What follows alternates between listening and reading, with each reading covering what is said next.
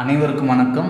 இந்த வீடியோவில் 2019ஆம் ஆண்டில் நடத்தப்பட்ட ஆசிரியர் தகுதி தேர்வு தாள் 2ல் கேட்கப்பட்ட சைக்காலஜி கொஸ்டின், உளவியல் கொஸ்டின்ஸ் தான் பார்க்க போகிறோம். அதற்கான வினாக்களை தான் பார்க்க போகிறோம். ஸோ வீடியோக்குள்ளே போகிறதுக்கு முன்னாடி நீங்கள் என்ன நம்ம சேனலை சப்ஸ்கிரைப் பண்ணலாம், கண்டிப்பாக சப்ஸ்கிரைப் பண்ணிக்கோங்க. ஏற்கனவே அனைத்து டாப்பிகளுக்கான வீடியோஸ் சென்ட் பண்ணியிருக்கேன் சைக்காலஜியில்.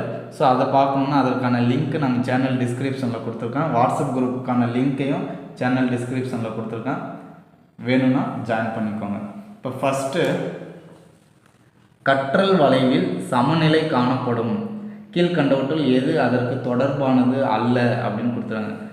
எந்த முன்னேற்றமும் இல்லாத காலம், அனைத்து வேலைகளுக்கும் சமமான கவனம் வழங்கப்படுகிறது, புதிய முறையை புரிந்து கொள்ள முடியாத நிலை, பொருத்தமான பரிசுகளை வழங்குவது அப்படின்னு கொடுத்துருக்காங்க.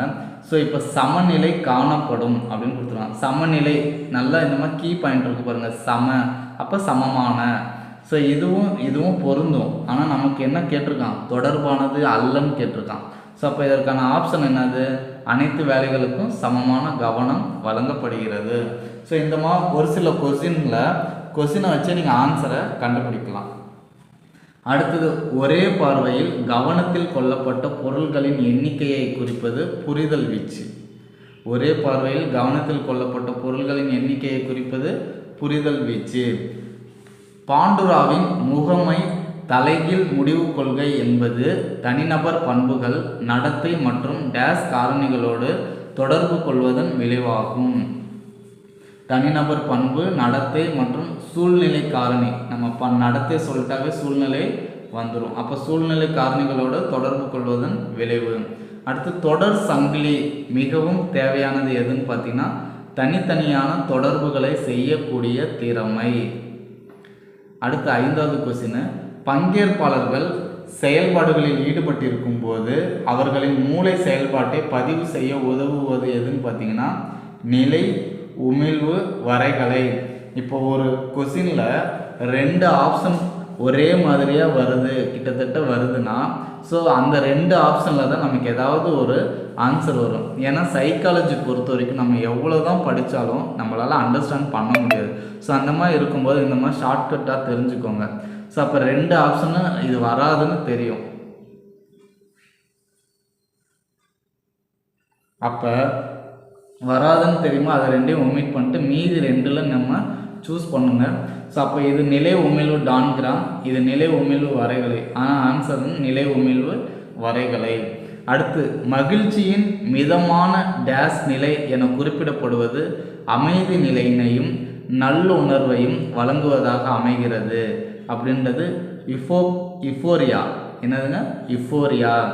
அடுத்தது, தீவிர மன அழுத்தத்தில் உள்ள நோயாளிக்கு 70 to 150 வோல்ட் மின்சாரத்தை தலையில் செலுத்தும் சிகிச்சை முறை மின்னார் பகுப்பு சிகிச்சை.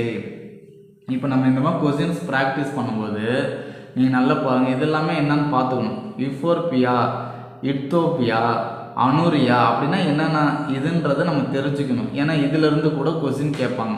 இப்போ மின் படிக சிகிச்சைனா என்ன, மின் மைய சிகிச்சைனா என்ன அப்படின்றத நம்ம பார்க்கணும். ஓகேங்களா. அடுத்து 8வது கொஸ்டின், பின் வருவனவற்றுள் எது ஆளுமையை மதிப்பீட்டிற்கான புறத்தேற்று நுண்முறை சோதனை இல்லை. ஆர்தரின் தர அளவுகோல்.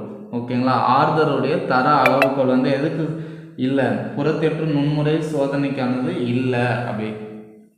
அடுத்தது, முதிர்ச்சி அடைதலால் முதன்மையாக நடைபெறாத செயலை அடையாளம் காண்க. நடைபெறாத செயலை அடையாளம் கண்டுபிடிக்கணும். தலைப்புரட்டை நீந்துதல், பறவை பறத்தல், பேச கற்றல், குழந்தை எழுந்து நடத்தல். ஸோ இதில் முதிர்ச்சியான முதன்மை நடைபெறாத செயல் அப்படின்னு பார்த்தீங்கன்னா பேச கற்றுக்கிறது. அடுத்தது, டேஸ் நினைவில் இருக்கும்போது நம் முன்னால் இருக்கும் கருத்துக்கள் மற்றும் எண்ணங்களுடன் பொருந்துவதற்கு காலப்போக்கில் படிப்படியாக நிர்ணயிக்கப்படும் சிதைவுகள். ஆன்சர் என்னதுங்க, சிதைவுகள். அடுத்தது, இவர் ஒரு தனிநபர் வாழ்க்கையின் முழுமையான நல்வளர்ச்சிக்கான வாழ்விற்கான மேம்பாட்டு செயல்பாடுகளை கற்பதற்கு மேற்கொள்ளுதல் சில திறன் குறித்து விவரித்தார். ராபர்ட் ஹாவிகஸ்ட். அடுத்து, வளர்ச்சி என்ற வார்த்தைக்கு கீழ்கண்ட வாக்கியங்களில் எது தொடர்பாக இல்லை.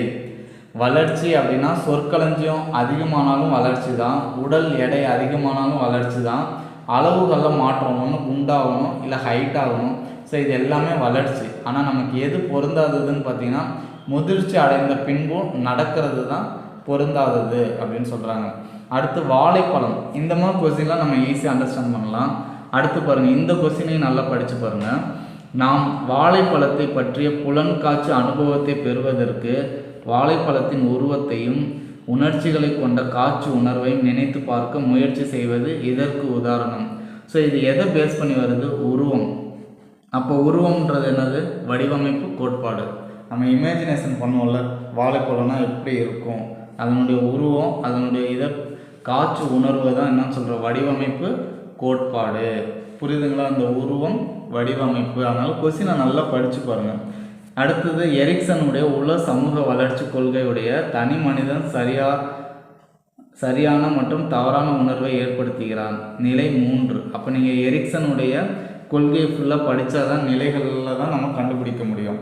அடுத்து, கெஸ்டவ் பெச்னரின் டேஸ் முறையானது கருவிகளை வடிவமைத்தலிலும் மனித பொறியியலிலும் முக்கிய பங்காற்றுகிறது. எதுனா மன இயற்பியல். அடுத்து, இந்த கொஸ்டினை நம்மளே படிக்காமலே கண்டுபிடிக்கலாம். கீழ்கண்ட வினா வகைகளில் எது அடையாளம் வைத்த விடை கண்டுபிடிக்கும் அடிப்படையில் இல்லை?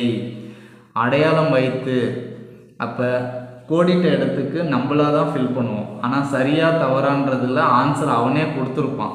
பலவுள் தெரினா மல்டிபிள் சாய்ஸ். ஸோ அதுலேயும் ஆன்சர் இருக்கும். சரியான இணைவுனாலும் அதுலேயும் ஆன்சர் இருக்கும். ஸோ அப்போ இந்த 3லேயும் ஆன்சர் இருக்கும்.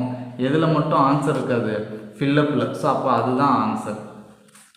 அடுத்தது, இடைநிலை மற்றும் உயர்நிலை பள்ளி மாணவர்கள் அறிவார்ந்த இயலாமை டேஸ் நிலைக்கு பின்னால் அதிகமாக இருக்கக்கூடாது. பருப்பொருள் நிலை. அடுத்து, கார்னல் காக்ஸ் செயல்திறன் சோதனை இச்சோதனையை விட கடினமானது. பின்ட்னர் பாட்டர்சன் சோதனை. ஓகேங்களா? அடுத்தது, சதவிகிதம்.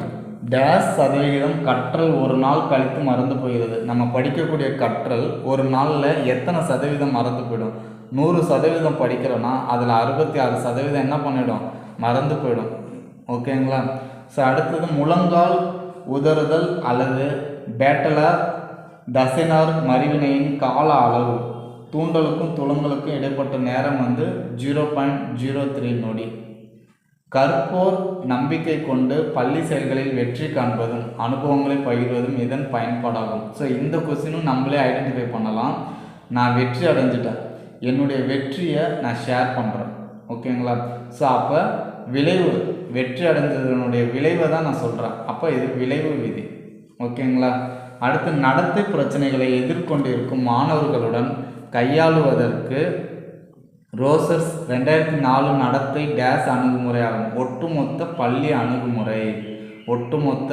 பள்ளி அணுகுமுறை.